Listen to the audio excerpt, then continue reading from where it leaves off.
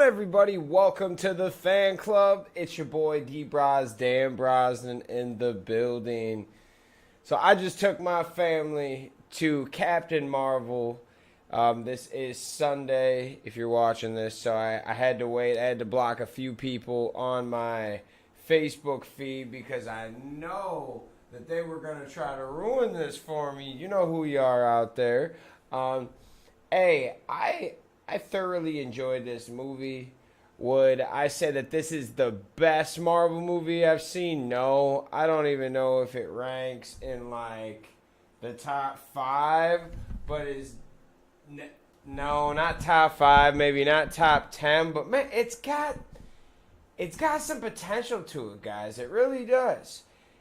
It finally gave us that little link, that last missing puzzle piece before Endgame. So we have the whole situation. We know exactly what's going on. And I thought it was good. There were parts that I understand it had to start off the way it had to start off, okay?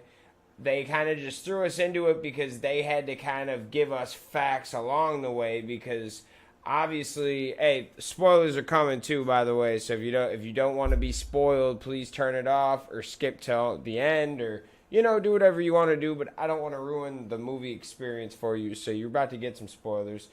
So they start out right in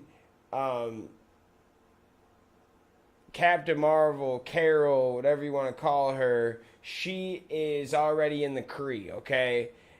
Just right off the rip, and they get caught up and she's training. She finally gets a mission. Basically, long story short, she gets captured, and the Skrull, the enemy Skrull, she thought they did something to her head, like something with her memories, but no, they were just messing around in her head trying to find out some information, and they ended up opening up some memories that were pushed all the way back. So Carol then starts to really question what's going on. She crash lands on Earth and starts to put together everything. This takes place in about 1995. I'm pretty sure. I was told that it just looks like it takes place in about the mid-90s. She crash lands onto a blockbuster and then goes into Radio Shack to try to figure out how to contact somebody. It was very enjoyable. I loved the old 90s references, the 90s music. I thought it was awesome. Yeah, it had a lot there. I liked the way that they made the villains actually look like the good guys and then switch it on you. See, I kind of knew from the trailers and the way they were putting it in our mind that the Kree weren't going to be the best guys, but my wife was really like, oh my gosh, couldn't believe that the Kree were actually not good guys, and it got her off guard. I thought it was a cool little twist. They made it seem like the Kree, oh yeah, we made you Captain Marvel, we did this for you, you're gonna help us, but really, the Kree is just about as dirty as all of them. They actually limited Captain Marvel's powers, took away her memories, added some memories, and made her think that she's basically some Kree gift to the world. And really, no, they abducted her and took her away from her people and her family and the people that she loves and turned her into a war weapon. I thought that this was awesome. I really love that we have like the original Agents of S.H.I.E.L.D.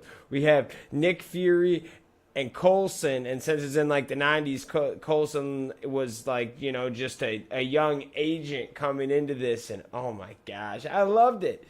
I love seeing Samuel L. Jackson with some hair, and this was very good. They did a good job. They had this cute little cat that was really like an alien. I got some trips out of that. Jude Law played a really good, like, friend, secret enemy type character. I loved it. There was just really cool characters, really cool CGI effects. I loved just the sci-fi action in it. I love Captain Marvel. I love that since Captain Marvel is so strong and powerful that they actually gave her some weaknesses. They gave her some mental things she needed to work through. Because that's why, putting Superman in your movies and making Superman movies, it's tough because he doesn't really have any weaknesses. So you have to get in there and do some other stuff. I appreciated Captain Marvel. I thought it was really good. If I had to give it 1 to 10 scale, I give it about a 7.58. There are some things that I thought we could have changed, and I'll just talk about those for a second. I said it before in the beginning. I thought we could have rerouted a few things to make things more smoother. I think that they should have given a little bit more, like, this is like the beginning of the Avengers, if you think about it here, okay? I love that they touched on it for a second when Nick Fury's typing up the Avengers Initiative, but this was really the beginning. I thought Captain Marvel, I thought Carol's character was good. The actress that plays her did a good job. I didn't think it was like over the top amazing like some other actresses or actors that portray their characters. But man, it was good. I could not turn away. It was a perfect movie right before Endgame. Like, here's the appetizer. It's really good though. It's not just any appetizer. It's not just like a regular mozzarella stick. We're talking some 5-layer cheese dip, man. We're talking people took the time and really gave you a good starter, something good to start you off, and we're going to get the main entree next. Endgame is coming, and before we go, we have to talk about the end credit scenes. And folks, a lot of people were wondering about the end credit scenes. There are 2 end credit scenes, folks. Count them, 2. But look, there's more. Okay? So make sure you stay through both of them. Now, the first one is really the main one you need to see if you're trying to piece everything together. But the second one actually does add some great context into things. But number 1, you have Captain America, and you have Scarlett Johansson, and they're sitting there, and they're looking at all the people dead and gone, missing, and they're trying to mess with this pager that Nick Fury had at the end of Endgame, or at the end of Infinity War. When he's trying to get a hold of Captain Marvel, he drops his pager. They grab that and they just keep sending it, and it's been on for like however long, on the screen, and then it just stops. And they're like, "What happened? What happened? We need to reboot that. Keep sending that a message until we get a message back." If Nick Fury was hitting that before he was about to die, we got to see what that is. Well, then out of nowhere, just Captain Marvel pops right in. Where's Nick Fury? End scene. I thought it was so dope. So here we are.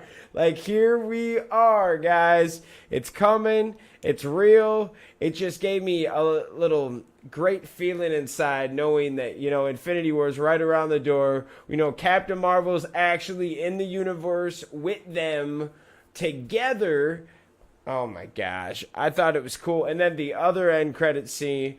So there's this monster alien cat, I don't know, whatever you call them, but it's got instead of sticking out his tongue, he sticks out these crazy tentacles out of his mouth. It's kind of nuts, but so he swallowed the Tesseract, and everyone was wondering what happened to the Tesseract. Yes, the Tesseract is in this movie, folks. Yes, it is.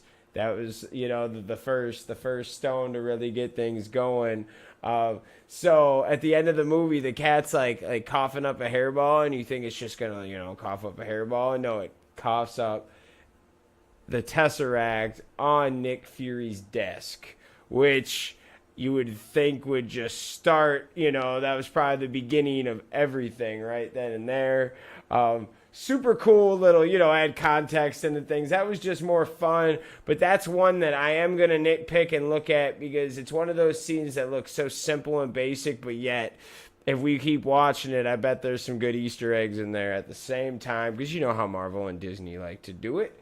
So, folks, let me know what you guys think of this. I thought it was a really good movie. I didn't think it was the best. That's just that Marvel's been coming up with so many good concepts and movies that there had to be one that wasn't number one. But hey, the money is it's gonna do great numbers. It was not a bad movie. I don't want to argue with someone that says it's trash. Did I think it was the best? No. Did I think we need to improve on some things? Yes. But hey, the money's there. We're going to see her in the next movie. She's going to have time to really get into that character more. I can't wait. I think it's cool.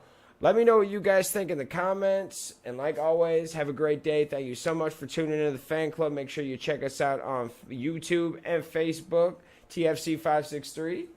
Y'all have a good one, folks. Thanks for tuning in.